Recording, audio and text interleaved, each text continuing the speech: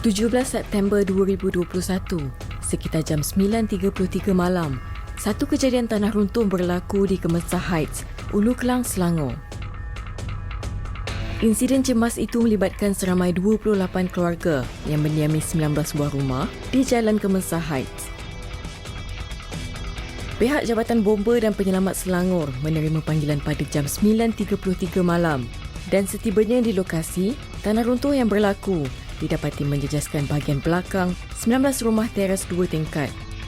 Pasukan penyelamat segera memindahkan semua mangsa dari kawasan rumah ke pusat pemindahan sementara. 18 September 2021, kerja awal pembersihan runtuhan bermula dan digerakkan oleh Jabatan Pengairan Saliran JPS Gombak. Selain itu, siasatan turut dijalankan oleh Jabatan Mineral dan Geoscience JMG bagi mengenal pasti punca kejadian yang berlaku. Rentetan daripada kejadian, Perdana Menteri Datuk Seri Ismail Sabri Yaakob meluluskan peruntukan RM1 juta bagi kerja pengukuhan dan penstabilan tebing sungai serta lain-lain kerja berkaitan. Kru MSI turut melakukan tinjauan di kawasan yang terjejas bagi melihat apakah yang berlaku di situ. Setibanya di lokasi sekitar jam 3 petang, bersama dengan seorang kaki tangan JMG, didapati kerja-kerja pembersihan giat dijalankan dan aliran sungai yang sebelum ini menghalang laluan air kini kembali lancar.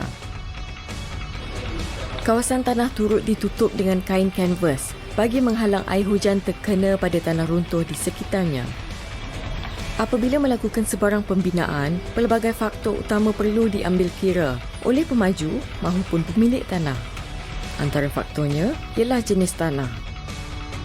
Berdasarkan hasil tinjauan yang dilaporkan bersama, tanah di kawasan runtuhan adalah jenis tanah tambak ataupun anthropogenic.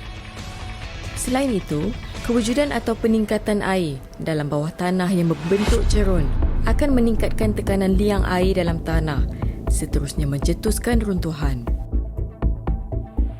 Manakala jarak di antara aliran sungai dan kawasan rumah di sini dianggarkan dalam 50 meter, agak dekat bagi sesebuah penempatan. Selain kawasan yang terjejas, kru MSI turut berjalan di kawasan sungai di sini untuk melihat adakah kawasan lain juga berisiko untuk mengalami tanah runtuh. Berdasarkan tinjauan dan visual drone yang diperoleh dari JMG, hanya kawasan di sini sahaja yang paling hampir dengan air sungai dan paling berisiko berbanding yang lain.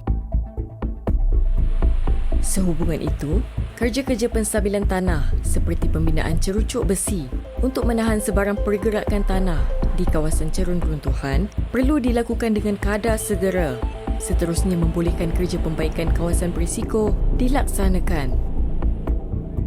Kru MSI juga berkesempatan menemu bual seorang penduduk yang menetap berhampiran dengan kawasan runtuhan.